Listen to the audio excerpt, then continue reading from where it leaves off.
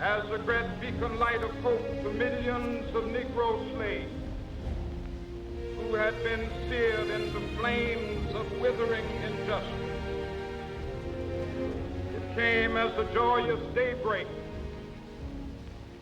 to end the long night of their captivity. But 100 years later, the Negro still is not free. 100 years later, the life of the Negro is still sadly crippled by the manacles of segregation and the chains of discrimination. 100 years later, the Negro lives on a lonely island of poverty in the midst of a vast ocean of material prosperity. 100 years later, the Negro is still languished in the corners of American society, finds himself in exile in his own land. So we've come here today to dramatize a shameful condition. In a sense, we've come to our nation's capital to cash a check. When the architects of our republic wrote the magnificent words of the Constitution and the Declaration of Independence, they were signing a promissory note to which every American was to fall heir. This note was a promise that all men, yes, black men as well as white men, would be guaranteed the unalienable rights of life, liberty, and the pursuit of happiness. It is obvious today that America has defaulted on this promissory note insofar as her citizens of color are concerned. Instead of honoring this sacred obligation, America has given the Negro people a bad check, a check which has come back marked insufficient funds.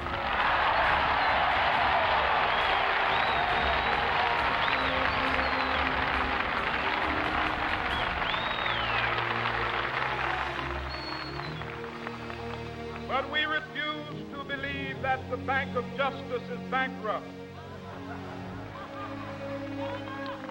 We refuse to believe that there are insufficient funds in the great vaults of opportunity of this nation.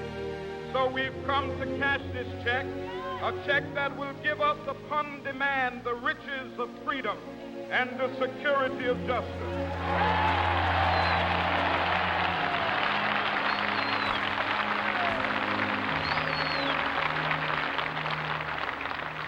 We have also come to this hallowed spot to remind America of the fierce urgency of now. This is no time to engage in the luxury of cooling off or to take the tranquilizing drug of gradualism.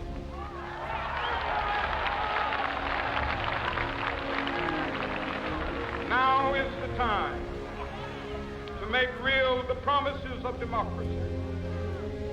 Now is the time to rise from the dark and desolate valley of segregation to the sunlit path of racial justice.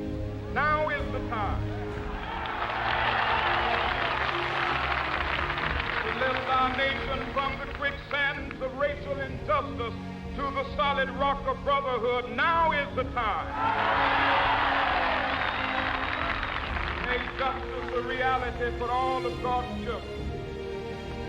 It would be fatal for the nation to overlook the urgency of the moment.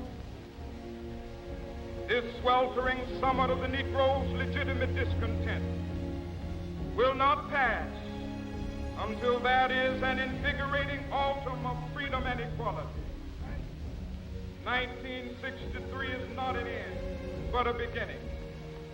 Those who hoped that the Negro needed to blow off steam and will now be content will have a rude awakening if the nation returns to business as usual.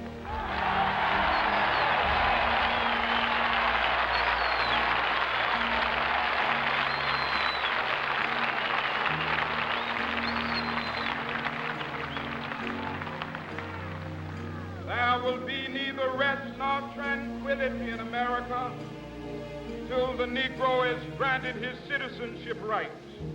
The whirlwinds of revolt will continue to shake the foundations of our nation until the bright day of justice emerges. But that is something that I must say to my people who stand on the warm threshold which leads into the palace of justice. In the process of gaining our rightful place, we must not be guilty of wrongful deeds. Let us not seek to satisfy our thirst for freedom by drinking from the cup of bitterness and hatred.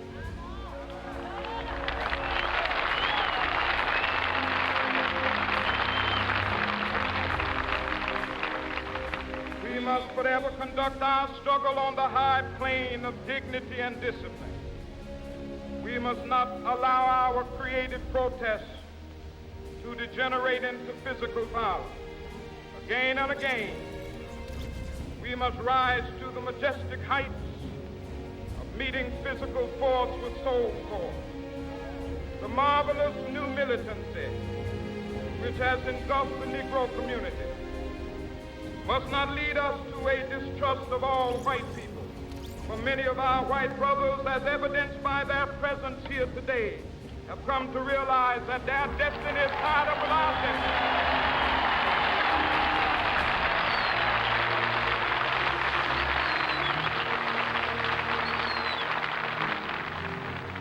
They have come to realize that their freedom is inextricably bound to our freedom. We cannot walk alone. As we walk, we must make the pledge that we shall always march ahead. We cannot turn back. There are those who are asking the devotees of civil rights, when will you be satisfied? We can never be satisfied as long as the Negro is the victim of the unspeakable horrors of police brutality. We can never be satisfied as long as our body is heavy with the fatigue of travel, cannot gain lodging in the motels of the highways and the hotels of the city.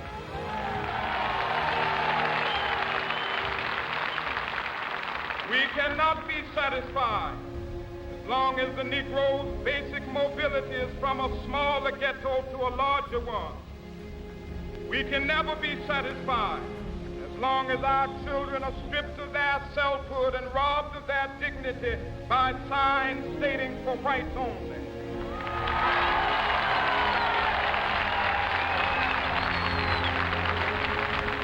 We cannot be satisfied as long as a Negro in Mississippi cannot vote and a Negro in New York believes he has nothing for which to vote.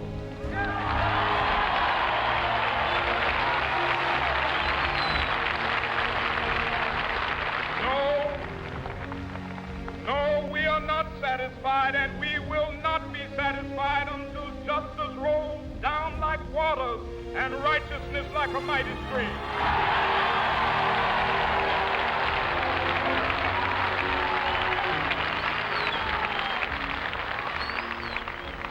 I am not unmindful that some of you have come here out of great trials and tribulations.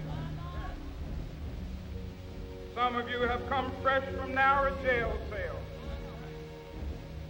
Some of you have come from areas where your quest for freedom left you battered by the storms of persecution, staggered by the winds of police brutality.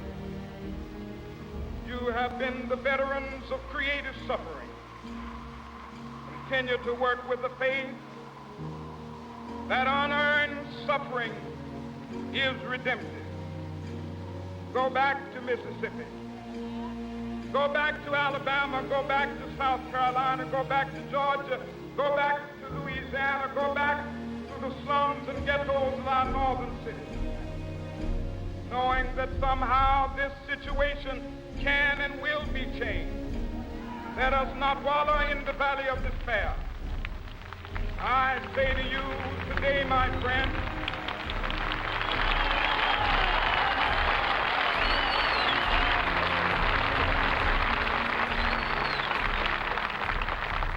so even though we face the difficulties of today and tomorrow, I still have a dream. It is a dream deeply rooted in the American dream. I have a dream that one day this nation will rise up, live out the true meaning of its creed. We hold these truths to be self-evident, that all men are created equal.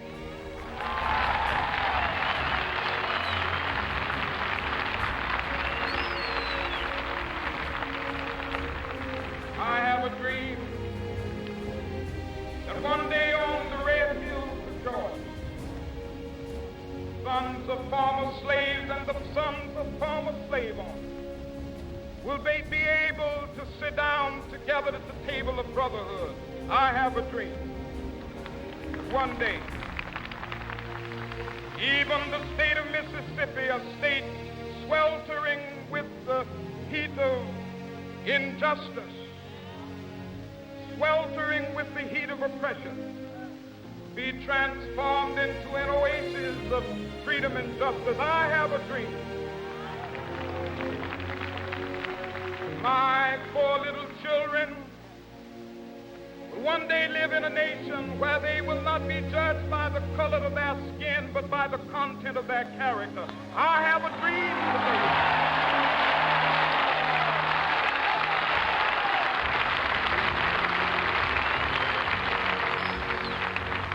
I have a dream that one day down in Alabama, with its vicious racists, with its governor having his lips dripping with the words of interposition and nullification, one day right there in Alabama, little black boys and black girls will be able to join hands with little white boys and white girls as sisters and brothers. I have a dream today.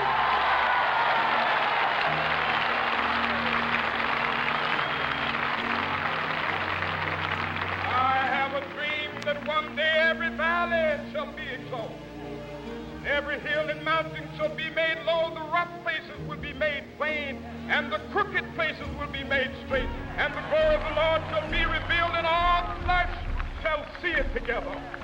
This is our hope. This is the faith that I go back to the South with.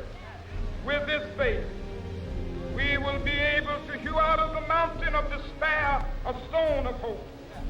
With this faith, we will be able to transform the jangling discords of our nation into a beautiful symphony of brotherhood. With this faith, we will be able to work together, to pray together, to struggle together, to go to jail together, to stand up for freedom together, knowing that we will be free one day.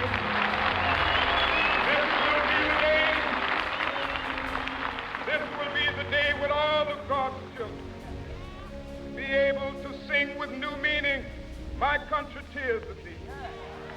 Sweet land of liberty, of thee I sing. Land where my fathers died, land of the pilgrim's pride.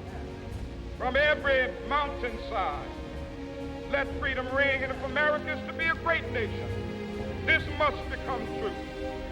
So let freedom ring. From the prodigious hilltops of New Hampshire, let freedom ring. From the mighty mountains of New York, let freedom ring. From the heightening Alleghenies of Pennsylvania, let freedom ring. From the snow-capped Rockies of Colorado, let freedom ring. From the curvaceous slopes of California. But not only that, let freedom ring from Stone Mountain of Georgia. Let freedom ring from Lookout Mountain of Tennessee. Let freedom ring from every hill and molehill of Mississippi, from every mountainside. Let freedom ring, and when it happens, when we allow freedom ring, when we let it ring from every village and every hamlet, from every state and every city, we will be able to speed up that day when all of God's children, black men and white men, Jews and Gentiles, Protestants and Catholics, will be able to join hands and sing in the words of the old Negro spiritual, free at last, thank God Almighty, we are